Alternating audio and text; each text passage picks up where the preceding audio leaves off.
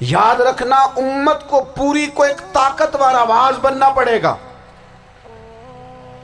ہمیں تھوڑا تھوڑا اوپر اٹھ کے سوچنا پڑے گا. خدا را اللہ تعالیٰ مجھے معاف کرے اگر کوئی بات میں ستی کر رہا ہوں. دل کی گہرائی سے عرض کرتا ہوں اب تو بڑا سخت وقت آ گیا. اب چونکہ اب تو کیمرے کی آنکھ آئی ہے تو وہ زخمی بچے دیکھے نہیں جاتے, وہ تڑپتی مائیں دیکھی نہیں جاتی, وہ سسکتی اور آواز دیتی بیٹیاں سنی نہیں جاتی. وہ آوازیں ایسی ہیں جیسے وہ رات کے سناٹوں میں چیخیں بن کے لوگوں کو جگایا کریں گی. خدا را کچھ جرم ایسے ہوتے ہیں جن کی سزائیں بڑی سخت ہوتی ہیں, جن کی معافی بڑی مشکل سے ہوتی ہے. اپنے اندر جذبہ ایمانی پیدا کریں. وہ میرے دوستو بستر پر بھی تو لوگ ماری جایا کرتے ہیں نا. اپنی زندگی رسول اللہ صلی اللہ علیہ وسلم کے دین کے نام کرو. جذبہ جہاد, شوق شہادت اور عشق رسول, یہ عناصر ہیں جو امت مسلمہ کو پیروں پر کھڑا کریں. 2 منٹ کے لیے سوچو, امت اگر اسی طرح کٹتی رہی, پریشان رہی, دکھتی رہی اور باری باری کر کے, اقبال نے کیا کہا تھا؟ اس نے کہا تھا وطنوں میں, انہوں نے کہا تھا کہ ان تازہ خداؤں میں بڑا سب سے وطن ہے, جو پیرہن اس کا ہے وہ مذہب کا کفن ہے. تو اقبال ہم کیا کریں, کہنے لگے بازو تیرا توحید کی قوت سے قوی ہے, اسلام تیرا دیس ہے, کیونکہ تو مصطفی ہے. تو بحیثیت مسلمان سوچنا شروع کر, بحیثیت مسلمان, اور یوں تو سید بھی ہو, مرزا بھی ہو, افغان بھی ہو, تم سبھی کچھ ہو, بتاؤ کہ مسلمان بھی ہو. تمہارے اندر کہیں سے کوئی مومن بھی بولتا ہے کہ نہیں؟ علاقائی تعصبات اور ملکی سرحدوں میں قید ہو جانے والوں, تم ایک نبی کی امت ہو. کیوں نہیں سمجھتے جب کشمیر کی بیٹی روتی ہے تو مدینے والے محبوب پاک علیہ السلام کی امت کی بیٹی روتی ہے, جب فلسطین کی بیٹی روتی ہے تو امت کی بیٹیاں روتی. خدا را کچھ درد دل اپنی طبیعت میں پیدا کریں. میں حکمرانوں کی بات نہیں کرتا, میں تو عام لوگوں سے ایسے تبصرے سنتا ہوں جو نہیں کرنے چاہیے. وہ نہیں جی نہیں, دوسرا رخ بھی دیکھو. عام آدمی اٹھ کے, عام لوگ بھی یہ خطرناک سوچیں اور ان سے خوفناک نتائج برآمد ہوں گے. الصلاۃ والسلام علیک یا سیدی یا رسول اللہ وعلی آلک واصحابک یا حبیب اللہ. سارے حضرات درود شریف پڑھیے. الصلاۃ والسلام علیک یا نبی وعلی آلک واصحابک یا حبیب اللہ. تمام تعریفیں, حمد اور ثنا اللہ تعالی جل مجدہ الکریم کے لیے. درود و سلام نبی اکرم صلی اللہ تعالی علیہ وسلم کی ذات والا صفات کے لیے. حمد و صلات کے بعد انتہائی عزت و تکریم کے لائق علماء کرام, مشائخ, سادات, دوستوں, بزرگوں اور بھائیوں, یہ خوبصورت محفل پاک اپنی تمام تر خوبصورتیوں کے ساتھ انعقاد پذیر ہے. اللہ تبارک و تعالی شاہ صاحب کو, ان کے معاونین کو بہترین جزا عطا فرمائے.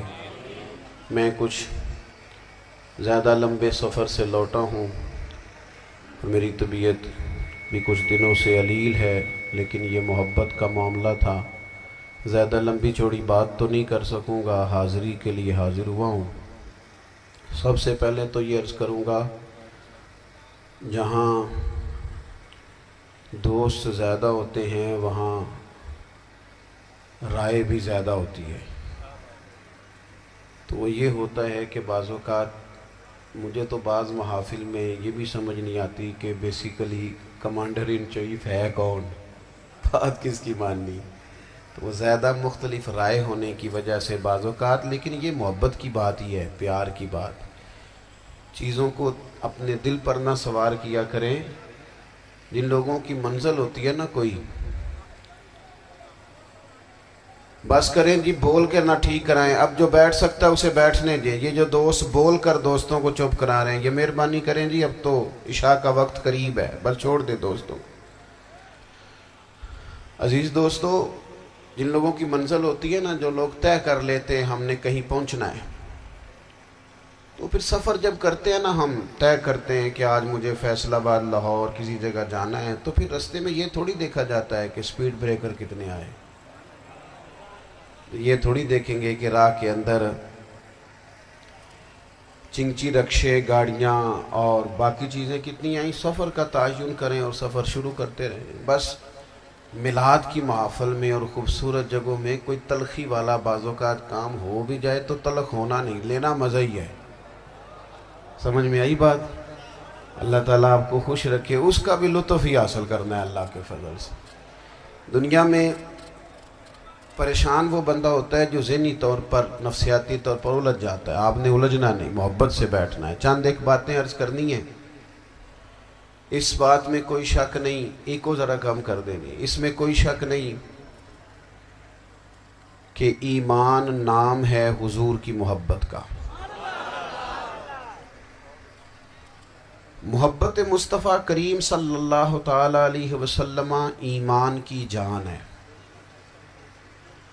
اور یہ دین اسلام کا بہت بڑا انعام ہے کہ وہ کہتا ہے کہ حضور سے پیار کرو۔ اس لیے کہ جب نبی پاک سے محبت ہو جاتی ہے تو زندگی ویسے ہی آسان ہو جاتی ہے۔ اے عشق تیرے صدقے جلنے سے چھٹے سستے، جو آگ بجھا دے گی اب وہ آگ لگائی ہے۔ کیا ہوتا ہے کہ انسان کے لیے زندگی آسان ہو جاتی ہے۔ میں نے عرض کیا تھا کہ پتہ ہی نہیں چلتا کمانڈر ان چیف کون ہے۔ اللہ آپ کو سلامت، ٹھیک ہو گیا جی، اب آنے دیں دوستوں کو، بیٹھ جائیں جی، آپ لوگ آگے نہ ہو، پیارے بیٹے بیٹھ جاؤ جہاں جگہ نہیں، آپ اس طرح بھاگے دوڑنے تو نانا، محفل میں آئیں، اس کا ادب کا خیال کریں، آپ تشریف رکھیں، بس بیٹھ جائیں جہاں جگہ مل رہی ہے۔ جو دوڑ کے آ رہے ہیں یہ اطمینان سے آئیں گے تو باوقار لگیں گے۔ اللہ آپ کو سلامت رکھے، برکت دے، ماشاءاللہ، اللہ تعالیٰ آپ کو برکات دے۔ اوہو، یہ اتنا مجمع کنٹرول نہیں ہوتا، کوئی بات نہیں، وہ انجی ہوتا ہے ہر روز تھا۔ نعرہ تکبیر، نعرہ تکبیر، نعرہ رسالت، نعرہ رسالت۔ بس جی بیٹھ جائیں، اب تشریف رکھ، جلدی سے بیٹھ جائیں جی، آپ جو کھڑے ہیں یہ غلط کر رہے ہیں، ایک سیکنڈ سے پہلے بیٹھ جائیں، فٹافٹ فٹافٹ، فیصلہ کرنے میں اتنی دیر، لو جی ماشاءاللہ ٹھیک ہو گیا۔ اب آپ توجہ، بولے نہیں جی، اب بولنا سوء ادب ہے، بولے نہیں، بڑی مہربانی، اطمینان سے بات سنیں۔ نبی پاک علیہ السلام کی جو محبت ہے نا، وہ انسان کے لیے زندگی کو آسان کر دیتی ہے۔ حضور سے پیار ہوتا ہے نا تو بندہ نفرت کرنی ویسے ہی چھوڑ دیتا ہے۔ حضور سے پیار کرتا ہے، ہرس ہوس لالچ ویسے ہی نکل جاتا ہے۔ جب حضور سے محبت ہو جاتی ہے، نماز پڑھنا، درگزر کرنا، درود شریف پڑھنا، قرآن پاک پڑھنا، دین کی خدمت کرنا، حتیٰ کہ جان دینا بھی آسان ہو جاتا ہے۔ نبی پاک علیہ السلام کی محبت انسان کو کبھی بھی ہیں ان تقاضوں کو سمجھنا پڑے گا، تازہ دم رکھتا ہے حضور کا پیار۔ شرط یہ ہے کہ محبت صحیح ہو، اصلی ہو، باطن میں ہو۔ یہ آپ کو، آپ کے ذہن کے اندر کبھی بھی کسی بدبو کو نہیں آنے دے گی، طبیعت کو تازہ دم رکھے گی، سکون میں رہے گی۔ لیکن نبی پاک علیہ السلام کی محبت کے کچھ تقاضے ہیں، ان تقاضوں کو سمجھنا پڑے گا۔ بالخصوص امت اس وقت جس جگہ پہ کھڑی ہے، آپ دیکھیں کہ اتنی بربریت اور اس جیتے جاگتے دیکھتے ماحول میں کہ جس میں ہر چیز کیمرے کی آنکھ دیکھ رہی ہے، اس میں اس قدر زیادہ اسرائیل کی جارحیت، اس کے جواب میں دو تین تازیانے ہیں وہ سمجھنے والے۔ ایک ہے کہ میں کوئی جذباتی بات کروں گا، آپ اس کی تائید کر دیں گے۔ ایک ہے کہ پہلوؤں پر غور کرنے کا وقت ہے کہ اتنے کٹھن ماحول میں بھی اگر مسلم امہ کے لیڈر بیدار نہیں ہو رہے تو آپ کو پس منظر سمجھنا پڑے گا کہ ہم نے نبی پاک کی محبت کے تقاضوں کو نہیں سمجھا۔ حضور سے محبت ہے نا تو پھر نبی پاک کو تو سادہ طرز زندگی پسند ہے، حضور کو تو پسند نہیں ہے۔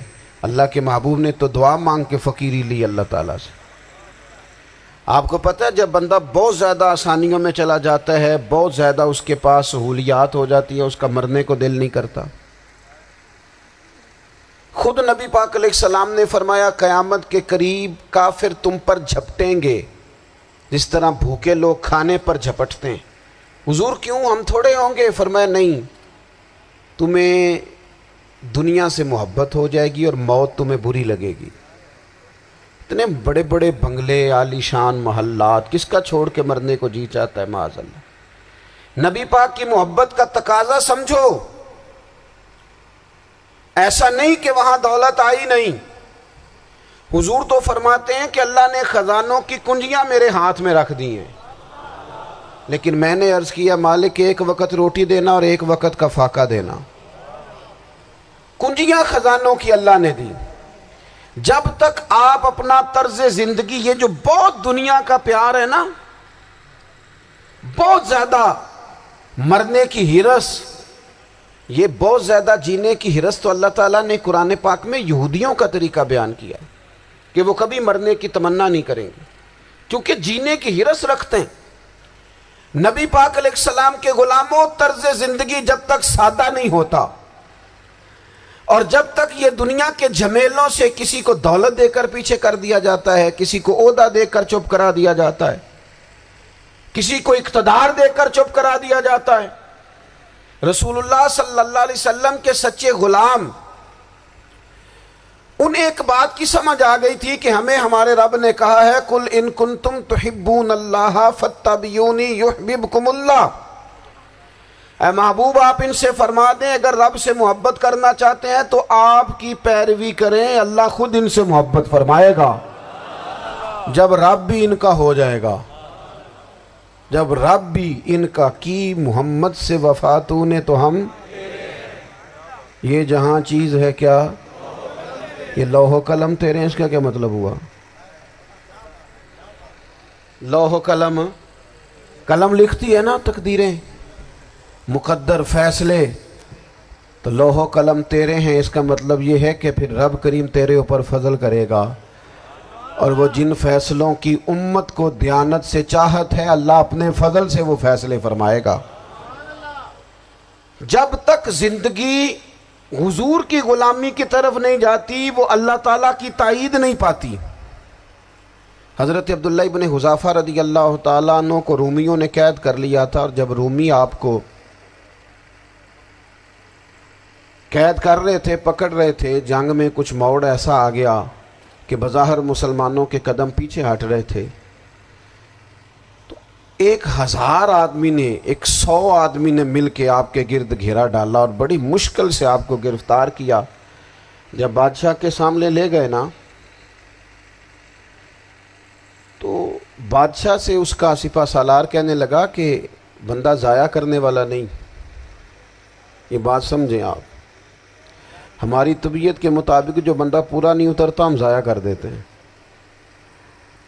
حالانکہ اگر آپ کو مخالف صف میں بندہ کام کا نظر آئے تو آپ غور فرمائیں کہ یہ ہمارے قافلہ محبت میں کیسے شامل ہو سکتا ہے، اس کے لیے جد و جہد کریں تاکہ اس سے کام لیا جا سکے۔ اس نے کہا، روم کے بادشاہ نے، بندہ ضائع کرنے والا نہیں، وزیر نے کہا بادشاہ سے، اس نے کہا کیا کریں؟ کچھ ایسا کریں کہ یہ معاذ اللہ ہمارے دین میں آ جائے۔ اور قرآن مجید نے واضح کہہ دیا ہے کہ یہودی اور عیسائی تم سے راضی نہیں ہو سکتے حتی تتبع ملتہم، جب تک کہ تم ان کے دین کی پیروی نہ کرو، ان کو کسی طریقے سے معاذ اللہ عیسائی بنایا جائے۔ تو بادشاہ کہنے لگا 2-3 چیزیں ہیں جس سے کوئی بندہ بھی خریدا جا سکتا ہے، کر لیتے ہیں بات۔ اس نے سب سے پہلے حضرت عبداللہ ابن حذافہ سے کہا کہ جتنے پیسے آپ کہیں گے آپ کو ملیں گے، آپ اس دین میں آ جائیں معاذ اللہ۔ تو حضرت عبداللہ ابن حذافہ نا، کچھ لوگ بڑے سیانے ہوتے ہیں، بردبار ہوتے ہیں، بعض باتوں پر غصہ نہیں کرتے، ہنستے ہیں۔ حضرت عبداللہ ابن حذافہ ہنس پڑے، فرمانے لگے تجھے کس نے بادشاہ بنایا، تو بڑا بیوقوف آدمی ہے۔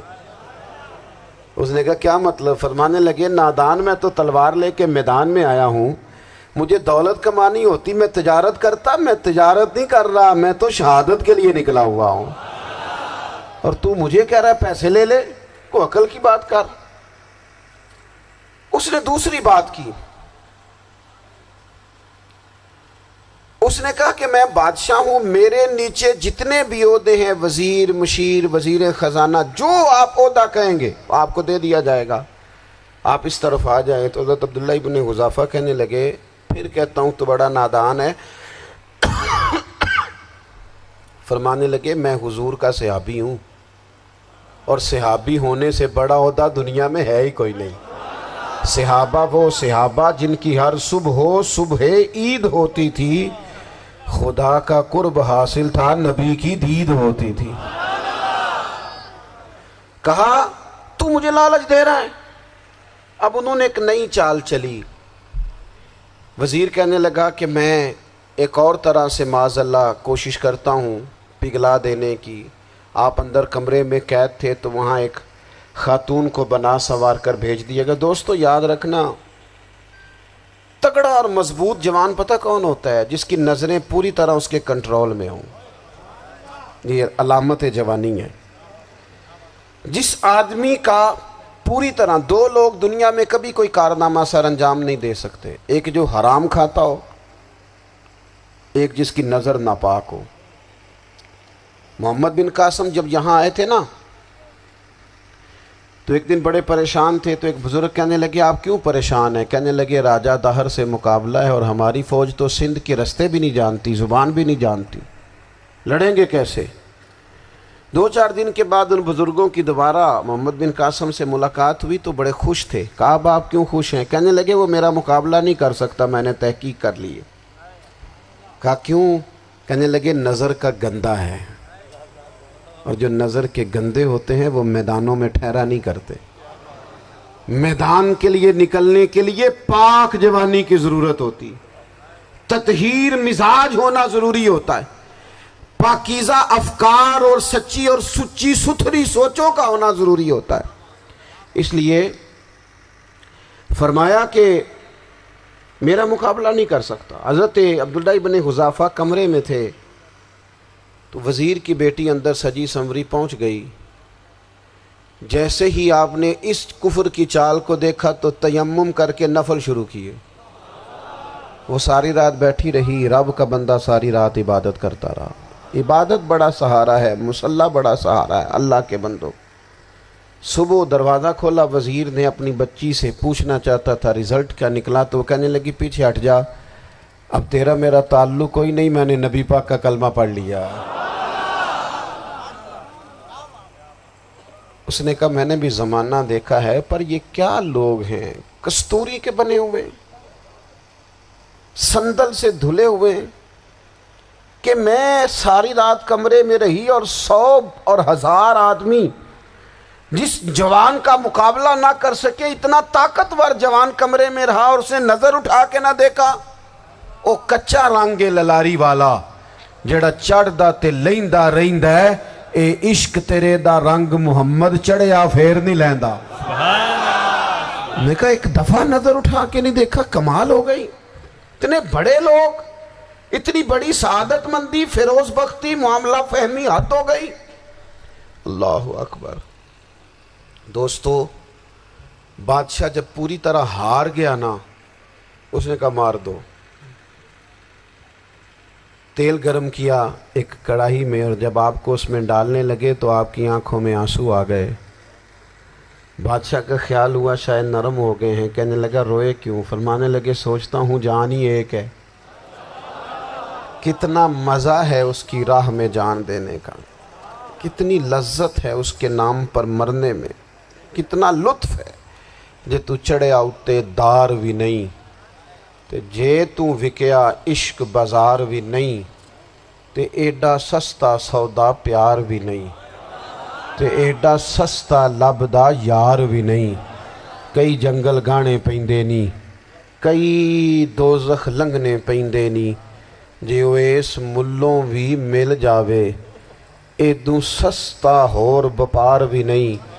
تے کچھ سمجھ نہ آوے لوکانوں وہ کادے نال شہید کرے، ڈٹھی یار دے ہاتھ تلوار بھی نہیں، پر او دا خالی جاندہ وار بھی نہیں۔ کہنے لگے ایک جان ہے نا، تو دل کرتا ہے ہزاروں ہوتی تو ایک ایک کر کے محبوب کے نام پہ قربان کرتا، جب میرے پاس ہے ہی ایک، کروں کیا؟ حضرت عبداللہ ابن حذافہ رضی اللہ تعالیٰ عنہ جب روئے اور بادشاہ نے یہ بات سنی تو بادشاہ اٹھ کے کھڑا ہو گیا، سارے وزیروں مشیروں کو کہنے لگا تم نے کہا تھا نا بندہ ضائع کرنے والا نہیں، یہ بھی ضائع کرنے والا نہیں۔ کہنے لگا میرا ماتھا چومو، تم جیسے لوگوں کو قتل نہیں کرنا چاہیے، آزاد کرنا چاہیے۔ عزیز، اپنی زندگی سے نا یہ بہت زیادہ ہرس، ہوس، طمع، اور یہ کسی بات کی بھی ہو، ہرس صرف پیسوں کی نہیں ہوتی ہے، شہرت کی بھی ہوتی ہے، یہ بیماری انسان کو اقتدار کی بھی ہوتی ہے، تعریف کی بھی بیماری ہوتی ہے، یہ سارے نقص ہوتے ہیں لوگوں کو، اور معاذ اللہ بعض جبوں کبوں کے اندر بھی ہوتے ہیں، وہاں بھی پنپتے ہیں۔ اپنی زندگی جب تک اس سادگی میں نہیں لاؤ گے جو رسول پاک نے عطا فرمائی ہے، جب لوگ آسانیوں میں پوری طرح الجھ گئے تو پھر وہ دور ہوئے اور کفر چڑھ گیا۔ دوسری بات، اللہ کے محبوب صلی اللہ تعالی علیہ وسلم کی محبت ہم سے تقاضا کرتی ہے کہ ہم اس مشن کے لیے کام کریں جس مشن کے لیے رسول پاک نے کام فرمایا ہے۔ ہم سارے کام بڑی مضبوطی سے، سوچ سمجھ کے، تدبر سے، حکمت سے، تقاضوں کو مد نظر رکھتے ہوئے کرتے ہیں سارے کام۔ دین کے کام میں ہمارا مزاج نہیں ہوتا، او ہو جائے گا جی، آپ بسم اللہ پڑھیں جی، شروع کریں جی۔ آپ تقاضوں کو سمجھیں، چیزوں کو دبائیں نہیں، چیزوں پر غور کریں۔ کسی کے ذہن کی سطح پر سوال ابھرتا ہے، اس کا تسلی بخش جواب دیں۔ اپنی زندگی میں دین کے کام کے لیے اپنے آپ کو وقف کریں، اور دین کے کام کے بہت سارے پہلو ہیں۔ ہزاروں لوگوں کو قرآن پاک ٹھیک پڑھنا نہیں آتا، ہزارہا لوگ ہیں جو قرآن مجید کے مطالب سے آگاہ نہیں ہیں، دین کی بنیادی ضروریات سے لوگ نابلد ہیں۔ میں آپ کو کس طرح یہ بات سمجھاؤں کہ ہزاروں کی تعداد میں طلاقیں اس لیے ہوتی ہیں کہ مردوں کو طلاق کے مسئلے نہیں آتے، انہیں پتہ نہیں ہے کہ مجھے حقوق زوجین کے معاملے میں کیسے چلنا۔ ڈھیر سارے گھروں میں تباہی اس لیے ہے کہ تربیت اولاد کا دینی منہج ہمیں نہیں پتہ۔ اپنا حصہ ملائیں دین کے کام میں۔ ایک آدمی کو اگر تو نمازی کرنے میں کامیاب ہو گیا، تیری زندگی بدل گئی۔ وہ دین بیزار لوگ جو ہمارے بیچ بیٹھ کے ہماری نوجوان نسل کو پگڑی اور داڑھی کا نام لے کے بنیادی طور پر دین سے دور کرتے، ایسے نوجوانوں کو دین کا پیغام محبت دے کر دین کے قریب کرنا ہماری ڈیوٹیوں کا حصہ ہے۔ ہمیں ذمہ داری کا احساس کرنا پڑے گا، ہمیں یہ خاص قدم اٹھانا پڑے گا، توجہ دینی پڑے گی۔ مساجد، مدارس، میں آپ سے عرض کروں، اتنی ڈٹ کے مخالفت ہوتی ہے نا مدرسوں کی، اتنی ڈٹ کے۔ میں ادارہ چلاتا ہوں، اس کے چلانے میں جو مشکلات ہیں وہ تو ہم بتا نہیں سکتے آپ کو، اس لیے کہ میری قوم، میرا اس قوم سے تعلق ہے جو نعت خواں امیر کرنا چاہتی ہے، مدرسے نہیں۔ ہاں، نقیب خطیب پیدا کرنا چاہتی ہے، شعر و شاعری کی زندگی کو پروان چڑھانا چاہتی ہے۔ فقط ہمارا ان لوگوں سے تعلق ہے جو لاکھوں کروڑوں روپیہ محافل پہ لگائیں گے، اور قاری صاحب بیچارے اگر مسجد کا کوئی ہونے والا کام کسی وقت بتا دیں گے تو وہ بڑی مشکل آ جائے گی ان کے لیے۔ یہ کیسے ہو سکتا ہے، آپ نے یہ ڈیوٹی بتا دی۔ مدارس، اور جتنا اہم رول دین کو پھیلانے میں مدارس اسلامیہ کا ہے، اتنی زبردست، لوگوں کا خیال ہوتا ہے میری طرح کے لوگ شاید کام کرتے ہیں، ڈیوٹی کرتے ہیں۔ یہ 10-15 لوگ آپ کو نظر آتے ہیں جو آپ کو کہیں میڈیا پر یا ادھر ادھر ڈیوٹی کرتے، مخلص لوگ اپنی جگہ پہ، وہ بھی بڑا ہی کام کر رہے ہیں، جو میڈیا پہ آ کے بھی اخلاص سے اور درد دل سے کو دین کی، ان کی بھی کسی بات کی حوصلہ شکنی نہیں، لیکن ہزارہا اساتذہ جو مدارس میں بیٹھ کے پڑھاتے ہیں، جنہوں نے وہ سارے لوگ تیار، آپ سمجھ نہیں سکتے کتنا بڑا کام۔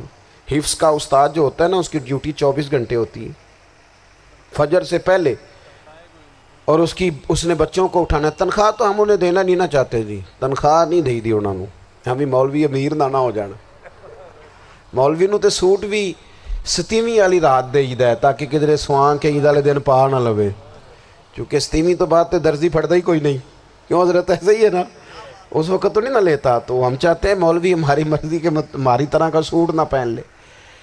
مدارس کی مضبوطی آپ یہ دیکھ لیں، یہ صلاح الدین ایوبی کا تعلق بھلا کس چیز سے تھا؟ غوث اعظم کے مدرسے سے. حضور غوث اعظم کے مریدوں کی جماعت اس کے ساتھ شامل تھی. کون لوگ تھے جنہوں نے مدارس سے فیض پایا؟ رازی اور غزالی، حضور غوث اعظم، خواجہ اجمیر، یہ سب لوگ مدارس کے لوگ ہیں. کمزوریاں ہیں، غلطیاں ہیں، بہت ساری چیزوں کی اصلاح کی ضرورت ہے، لیکن یہ دین کا بہت بڑا قلعہ ہوتا ہے مدرسہ. لیکن اس کی مخالفت کی جاتی ہے. مجھے بتائیے، اگر مدرسوں میں کمزوریاں ہیں تو کالجوں یونیورسٹیوں میں نہیں ہیں؟ ہم نے کبھی مخالفت کی ہے بند کر دو سارے؟ لیکن لوگوں کا جب خیال آتا ہے، جب ہمارے ایک سابقہ وزیر صاحب تھے سر راہ، کسی دعوت میں میری ان سے ملاقات ہو گئی تو انہوں نے کہا مدرسوں کا کردار کیا ہے آج کے ماحول میں؟ میں نے انہیں کہا کہ مختلف کورسز آپ کراتے ہیں نا، تو اس کے لیے پھر مختلف ویکنسیز ہوتی ہیں. جہاں بچوں کو مدرسے کا کورس کرایا جاتا ہے تو استاد بننا ہوتا ہے، اس نے خطیب بننا ہوتا ہے، مسجد کی ڈیوٹی کرنی ہوتی ہے. میں نے کہا آپ بالکل کوئی حکومت سرپرستی نہیں کرتی، لیکن اللہ کا فضل ہے. کبھی آپ نے حکومت سے سنی ہے جس میں جمعے والے دن مولوی نہ ملا ہو جمعہ پڑھانے کے لیے؟ کبھی آپ کو رمضان میں ایسی مسجد ملی ہے جس میں قرآن مجید سنانے کے لیے حافظ نہ ملا ہو؟ یہ ہو سکتا ہے کسی حافظ کو مسجد نہ ملے. تو مدارس کے ذمے جو کام تھا مدارس نے جم کے کیا ہے اور ڈٹ کے کیا اللہ کے فضل سے. اور مدارس کے لوگوں کو بھی کمزور نہیں پڑنا چاہیے. کبھی کسی وزیر، مشیر، مالدار کے روب میں نہیں آنا چاہیے، قطعاً نہیں. کیوں؟ کہ یہ وہ عظیم لوگ ہیں رسول اللہ صلی اللہ علیہ وسلم کے دین کے غلام، کہ ابھی ایک لفظ نہیں پڑا ہوتا الف با تا سا، پہلے دن گھر سے نکلتے ہیں تو حضور فرماتے ہیں اللہ کے فرشتے ان کے پیروں کے نیچے پر بچھا بھی دیتے ہیں. پہلے دن اتنا بڑا اعزاز ملتا ہے. تو حضور کی محبت کا تقاضا ہے دین کا کوئی کام کیا جائے. ایک خاتون مسجد نبوی شریف میں جھاڑو دیتی تھی، پر کوئی کام تو کرتی تھی نا. اور کس مسجد میں؟ جہاں 70,000 فرشتے صبح آتے ہیں، 70 شام آتے ہیں. اس مسجد میں وہ خاتون جھاڑو دیتی تھی. بخاری ہے، جب ان کا انتقال ہو گیا صحابہ نے سوچا کہ حضور کو تکلیف ہوگی، بغیر بتائے جنازہ پڑھ دیا. حضور صبح تشریف لائے، تازی قبر دیکھی، اور محبوب وہ ہیں جو فرش پہ کھڑے ہو کے عرش کی خبریں دیتے ہیں. نبی پاک علیہ الصلوۃ والسلام نے فرمایا کہ مجھے اطلاع کیوں نہیں دی اس کے انتقال کی؟ یہ کرم دیکھو، کوئی ڈیوٹی تو کرتی تھی نا یار، پر خلوص سے، پر پیار سے، پر اللہ کو راضی کرنے کے لیے، پر درد دل سے. اور دین کی ڈیوٹیاں کرنے والے دوستو سنو، حضور صبح آئے، قبر کو دیکھ کر فرمایا مجھے کیوں نہیں بتایا؟ یا رسول اللہ آپ کو تکلیف دینا مناسب نہ جانا؟ تو قبر پہ کھڑے ہو کے حضور نے فرمایا صف بناؤ، میں دوبارہ جنازہ پڑھاؤں گا. صف بناؤ، میں دوبارہ جنازہ پڑھاؤں گا. کوئی ڈیوٹی تو. تیسرا تقاضا حضور کی محبت کا، سمجھو میں بس بڑی جلدی بات سمیٹنے لگا ہوں. حضور کی امت سے پیار کرو، یہ نبی پاک کی محبت کا تقاضا ہے. حضور اس بندے سے بڑے راضی ہوتے ہیں جو حضور کی امت سے پیار کرتا ہے. آپ کو پتہ ہے حضرت جبریل امین علیہ السلام نے معراج کی رات حضور علیہ الصلوۃ والسلام سے عرض کی تھی کہ اللہ کی بارگاہ میں عرض کیجئے گا میری بھی ڈیوٹی لگ جائے آپ کی امت کے ساتھ محبت کرنے پر. تو یہ کیوں کہا تھا انہوں نے؟ علماء نے لکھا اس لیے کہا تھا کہ حضرت جبریل بھی جانتے ہیں کہ حضور کی امت سے محبت کی بات کی جائے نا تو نبی پاک راضی ہوتے ہیں. امت سے پیار کرو گے نا، امت سے. ایک صرف بات کا خیال رکھنا، عقیدہ برا ہو تو بات دوسری ہے، ورنہ میرے محبوب کی امت کا ایک ایک شخص جو مدینے والے کا کلمہ پڑھتا ہے، جو حضور کا غلام ہے، اس کے بارے میں اپنے دل میں گنجائش رکھنا، پیار رکھنا، وارفتگی رکھنا. اور دوستو یہاں لوگ کس کس طرح گروہوں کو، جماعتوں کو سپورٹ کرتے ہیں. نبی پاک نے اس امت کی کثرت پر فخر بیان کیا اور حضور فرمانے لگے 120 صفیں جنتیوں کی ہوں گی، قیامت میں 80 صفیں صرف میری امت کی ہوں گی. میں کثرت امت پر فخر کروں گا. ان لوگوں سے پیار کرنا ہے، ان کے دکھ درد کو سمجھنا ہے۔ پتہ ہے آج کیا ہوتا ہے؟ آج ہمیں نا مختلف چھوٹے چھوٹے ملکوں میں بانٹ دیا گیا، تو ہم کسی دوسرے مسلمان بھائی کا درد نہیں محسوس کرتے، ہم گھروں میں نہیں محسوس کرتے۔ پڑوسی پر ظلم ہو رہا ہو تو ہم کہنے پتر ساڈا نہیں مسئلہ، یہ مسئلہ ہے، تینوں کی لگے۔ حالانکہ پڑوسی کی آگ اس لیے بھی کسی وقت بجھا دینی چاہیے کہ پڑوسی کی نہ بجھائی جائے تو اپنا گھر بھی زاد میں آ جاتا۔ آج امت مسلمہ سے ہمیں بس لگا دیا گیا اپنے حصے کی روٹی کماؤ، اپنے حصے کی کوٹھی بناؤ، اپنے حصے کی گاڑی خریدو، اپنے حصے کا امت کا درد، امت کی بات، وحدت امت کا تصور، امت کا دوبارہ سے وہ شان ارسل رسولہ بالہدی ودین الحق لیظہرہ علی الدین کلہ، وہ تصور کب ہوگا؟ اس وقت ہوگا جب ہم بات امت کی کریں گے۔ نبی پاک علیہ السلام نے فرمایا مسلمان کی مثال ایک جسم کی طرح ہے، جسم کے ایک حصے کو تکلیف ہو تو سارا آزمائش میں آ جاتا ہے۔ مجھے بتاؤ یہ انگلی درد کرتی ہو، یہ انگلی جسم کا حصہ ہے نا، تو میرا خیال ہے دماغ یہ کہہ دے گا کہ انگلی کی درد ہے نا منو کی لگے، دل کہہ دے گا کوئی نہیں ٹینشن لینے، انگلی کا مسئلہ ہے نا۔ ایسا نہیں ہوتا، بلکہ جب انگلی میں درد ہوتی ہے تو دماغ منصوبہ بندی کرتا ہے کہ اس کا علاج کیسے ہو سکتا ہے، دل پریشان ہوتا ہے، پیر چل کے جاتے، ہاتھ وہ دوائی وصول کرتے، دانت اسے چبا کر، حلق اسے نگل کر، معدہ اسے ذخیرہ کر کے جسم میں پھیلاتا ہے، پھر جا کے انگلی شفا پذیر ہوتی ہے۔ ایک حصے کو درد ہو تو سارا حصہ کام پہ لگ جاتا ہے۔ اسرائیل اگر تکلیف دے رہا ہے فلسطینیوں کو تو ہونا چاہیے تھا نا بعض مسلمان حکمرانوں کو نیند نہ آتی، وہ درد دل محسوس کرتے، ہونا چاہیے تھا نا کہ بعض لوگ یہاں ہم کیا کرتے ہیں بھلا بیٹھ کے، اب تو مجھے بعض چیزوں سے کوفت بھی ہونے لگا، ہم دیتے ہیں بیان مذمت، آپ کے بیان دینے سے کیا ہوگا؟ فلانے نے بھی بیان دے دیا، فلانے نے بھی کلپ دے دیا، یہ کیا کر رہے ہیں؟ یہ تو آپ زندہ رہنا چاہتے ہیں۔ وہ جس طرح آج کل ہمارے ہاں بہت ساری چونکہ جماعتیں ہیں تو کشمیر ڈے آتا ہے نا تو مل کے ریلی نہیں نکالی جا سکتی، سوال نہیں پیدا ہوتا، کیونکہ ہمیں جماعتوں کو زندہ رکھنا ہے۔ اس جماعت کی خبر الگ لگنی چاہیے، اس جماعت کی خبر الگ، تو ایسے کوئی انقلاب آئے گا؟ یاد رکھنا امت کو پوری کو ایک طاقتور آواز بننا پڑے گا، ہمیں تھوڑا تھوڑا اوپر اٹھ کے سوچنا پڑے گا۔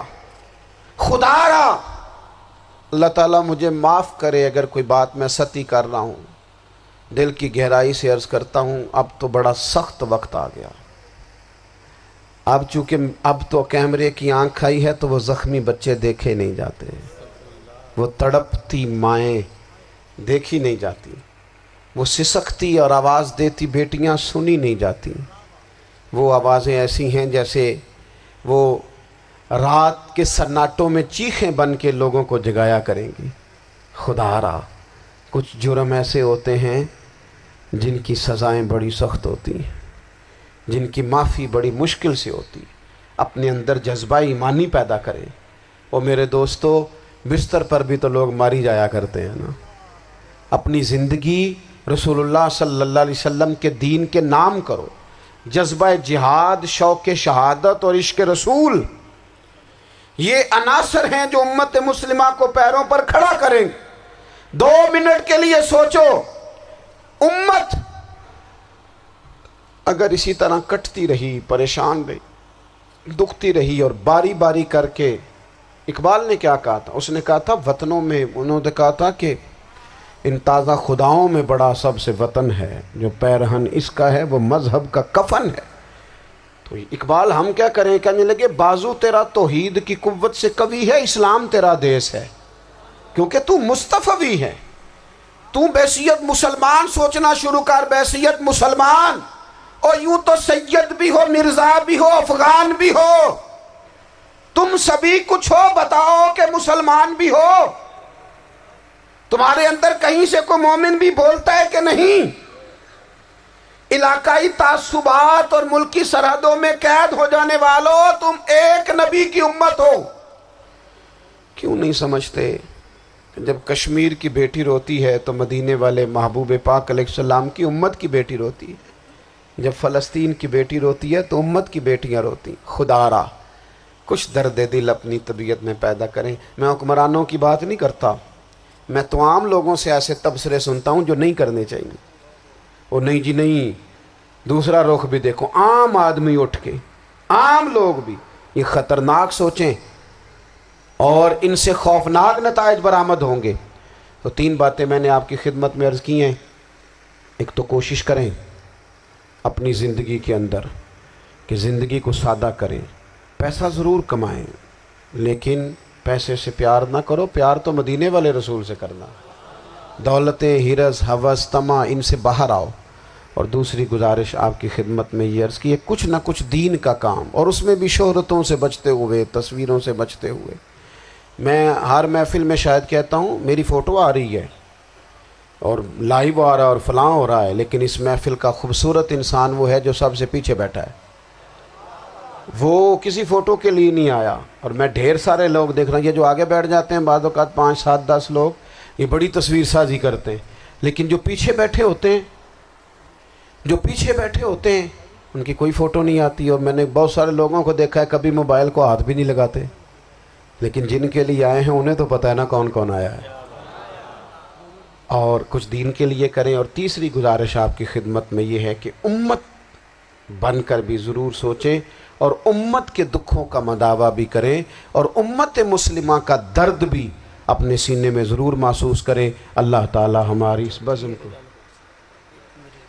جی ایک بات اور سن لیں جی، نبی پاک علیہ الصلوۃ والسلام نے ارشاد فرمایا، لائیں جی، حضور سید عالم علیہ الصلوۃ والسلام نے ارشاد فرمایا کہ جب تک بندہ اللہ کے بندوں کی مدد میں رہتا ہے نا، اللہ بھی اس کی مدد کرتا رہتا ہے۔ یعنی اگر آپ امت کے لیے سوچتے ہیں، کوئی امت کے لیے فکر پیدا کرتے ہیں، کچھ امت کی سوچیں لاتے ہیں تو اللہ بھی مدد فرمائے گا۔ اور یہ بات اچھی طرح یاد رکھیں، جب بھی بندہ کوئی ایسا کام کرتا ہے نا جو خالص اللہ کی رضا کے لیے ہو تو رب کی مدد ضرور آتی ہے۔ وَلَقَدْ نَصَرَكُمُ اللَّهُ بِبَدْرٍ وَأَنْتُمْ أَذِلَّةٌ۔ تو یہ کام کریں گے تو اللہ کی مدد بھی آئے گی۔ اللہ توفیق عطا فرمائے۔ وَمَا عَلَيْنَا إِلَّا الْبَلَاغُ۔ مصطفیٰ